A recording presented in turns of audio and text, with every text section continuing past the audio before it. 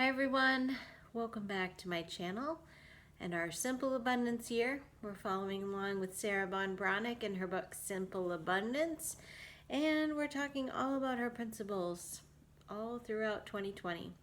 We're now in August. It's going to be a great month, so many different entries to discuss.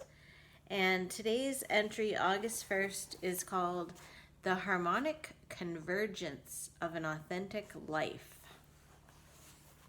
Pretty interesting to even hear those words, right? I did cross-reference this entry with the older version of Simple Abundance, and it's fairly similar. The only thing that I like better in the old book is the opening quote, which is from Carl Jung, and it says, "But if you have nothing at all to create, then perhaps you create yourself."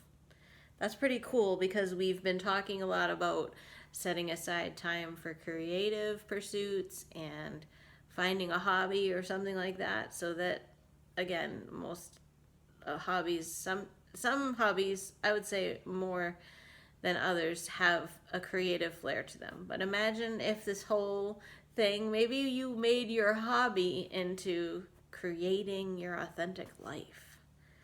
That would be pretty cool, huh? So Sarah asks us at the beginning of the century if we remember what we were doing August 16th and 17th in 1987. She says she doesn't remember herself. I wonder if maybe that is of any significance to you. Because apparently during that time there was this whole astrological, what did they call it? It was a trine, a grand trine, yep, where people went in en masse to all these power points, as they're known in the world. So like the Mayan ruins and various places in the earth. And then they were holding hands, they were humming, they were believing that they were working on oneness with the universe. And this is apparently the beginning of what's called the New Age movement. I bet you've heard of New Age before, right? So New Age tends to combine a lot of esoteric things and new thought. And I didn't know about that 1987 event, and I don't know. I was probably out riding my bike with a friend or on my dad's boat. I don't know, during that summer. I wasn't aware of this at the time. And she says, though, that this is when really the thought of the mind, body, spirit connection was starting to take off. And of course, since then, there's been so many books written about the topic. And I think she's sort of alluding to the fact that living as an authentic being means that there is a convergence of the mind, body, and spirit. What do you guys think? She also says, "We must make certain our path is connected with our heart. When we ask, 'Am I following a path with heart?' we discover that no one can define for us exactly what our path should be. Instead, we must allow the mystery and beauty of this question to resonate within our being. Then somewhere within, as an answer will come and an understanding will arise. If we are still and listen deeply, even for a moment, we will know if we are following a path with heart." What do you think about that? I definitely think that when I think about living authentically, I do think about living from my heart, and I tend to lead with my heart. I shared with you guys in a video last month that lately I've just been really leading with my head, which feels so foreign to me. I'm not as happy and not as oblivious to life when I'm living in my head. But I think my real authenticity is coming more from my heart and just having intuition and feeling like each decision I'm making is based on an emotion. That's why I think I do so much journaling, you know, because I like to put down on paper lists of pros and cons. How do I feel about this? A lot of times my pages are really like, how do I feel about a certain thing that I'm trying to explore and really get to the bottom of. So that for me, here's a kitty, that for me is part of my own authenticity. What do you think? Do you find in your own life that your heart is connected? I think we think about the heart as being a parallel with our emotions. That's how I think of living from my heart. But I'm also thinking of the word convergence. I don't know if you've heard of that before. Oh, wait a minute. That's not what I'm thinking of. Sorry, because convergence is Sarah's word in this. I got it mixed up. The word that I'm thinking of is very similar. It's coherence. And I didn't prepare to really talk about it. Thank you for the kisses. I don't know if you saw that. She just licked me. Coherence is when it's a form of meditation where you're actually getting your heart and your breath and everything. There's a whole, I can't really sum it up in just a few words, but it's a very powerful way of living. And thinking Greg Braden, he is a real proponent of that sort of, what is the name of it? It might even be the Heart-Centered Institute. He has a organization. I don't know if it's actually his, but he's always doing videos and things about this coherence, that is called. So anyway, you can look into that. Sorry, I didn't prepare to talk about that, like I said, but that living from the heart, I can see how that could be very much a part of authenticity. It definitely speaks to my authenticity.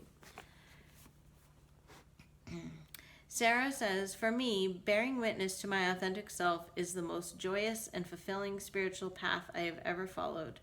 It is truly, quote, a path with heart. It began when I acknowledged that creativity is holy. Perhaps this August you might like to convene a personal harmonic convergence with me through rediscovering, recovering, and celebrating your creativity, the sacred conduit to access our authentic self. It's never too late to reclaim your individual gifts, resuscitate a dream, create an authentic life. Consider this. What if original sin is denying instead of celebrating your originality?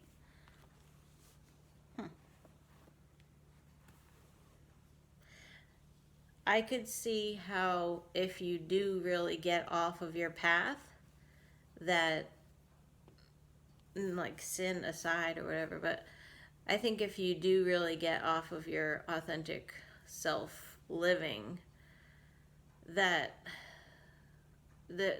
when I would think there would be this dissonance, you know, like we're talking about harmony and again with the music, but if you're not living authentically, then there is going to be dissonance and there's going to be chaos and possibly depression and just a lack of feeling connected with people and life. I think again about, because Sarah's principles are joy, harmony, beauty, order, simplicity, and gratitude. So that harmony one, the harmonic convergence of an authentic life.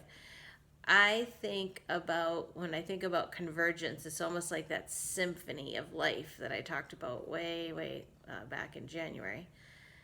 And if you know anything about music, you may know that a piece of music at the beginning of it, where the G clef and the staff and everything is, a piece of music is generally in a particular key.